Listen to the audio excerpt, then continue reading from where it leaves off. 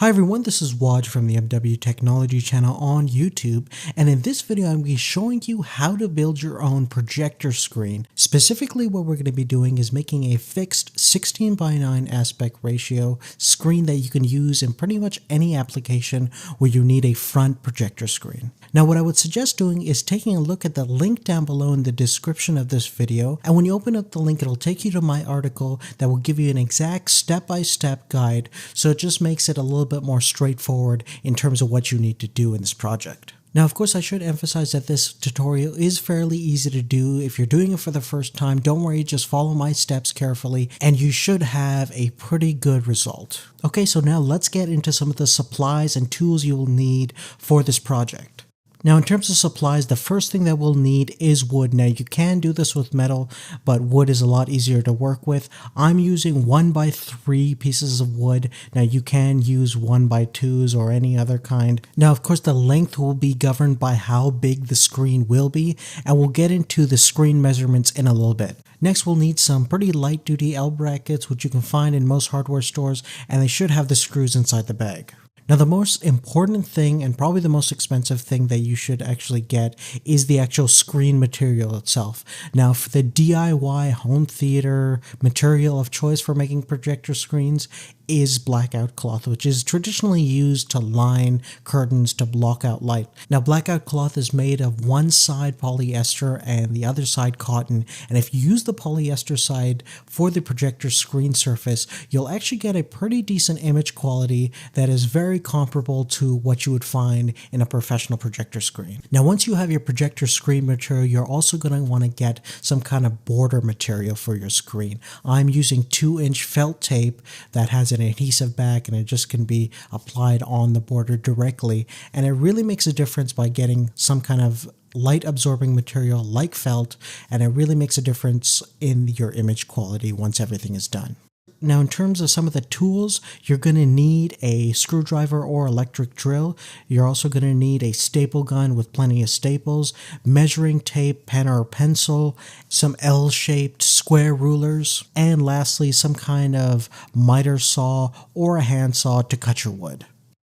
Now, the first thing that you should do is click on the link provided in the article, which is located on the first step, and that link will directly take you to the projector calculator on projectorcentral.com, and there you want to just put in your make and model of your specific projector that you're going to be using.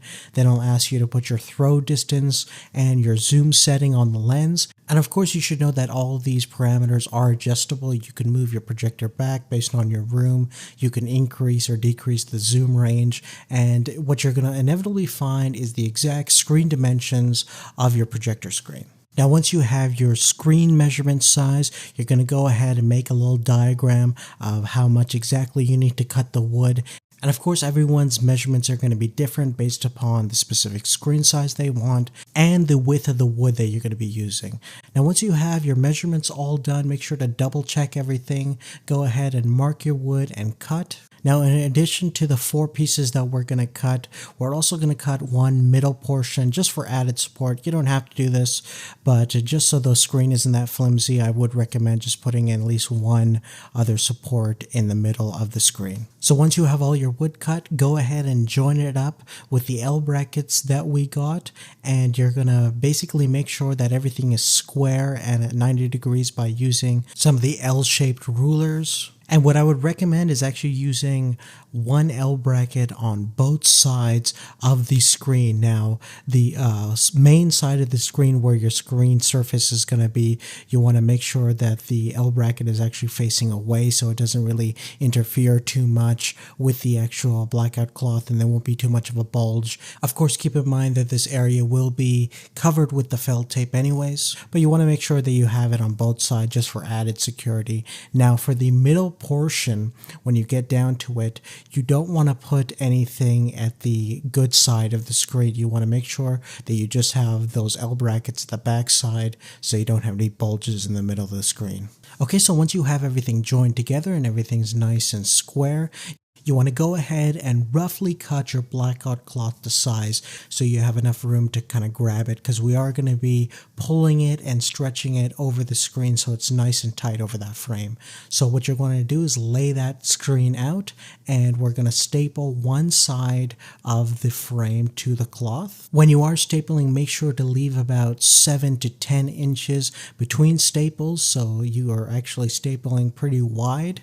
Now when you're done that, go ahead to the opposite side that you stapled and stretch it pretty firmly, not too hard but not too soft. Then you want to go ahead and secure that firm fit by stapling the cloth to the frame, and again leave about 7 to 10 inches between your staple joints. Then you want to go ahead to the top and bottom portion of the screen and repeat the 2 steps that we just mentioned. So go ahead up there, tighten it, staple it down, go to the other side, tighten it, staple it down, and then you want to just repeat the whole process again, basically eliminating any kind of creases or wrinkles that you might have with the blackout cloth. Be nice and firm with it. The blackout cloth can stretch quite a bit, and you know you're done when you have a nice flat surface free from any wrinkles or creases. Now after that, you want to go ahead, staple the remaining screen material over to the back side of the screen so you have a nice clean finish.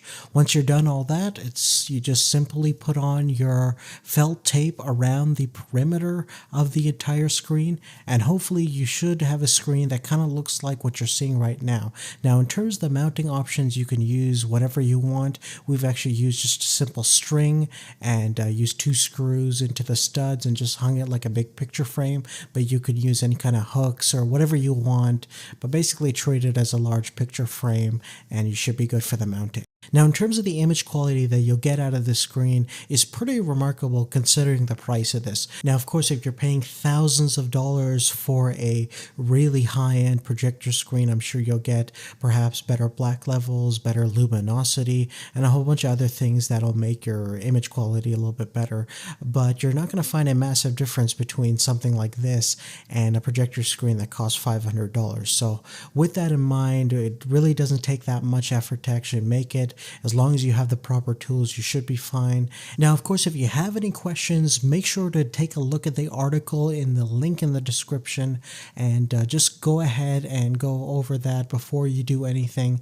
And if you have any further questions, make sure to give us a comment down below, or you can also comment on the website as well. But if you like the video, make sure to give us a like and favorite the video as well. Make sure that you're subscribed to our channel if you haven't already. And thank you so much for watching. We'll see you later. Take care.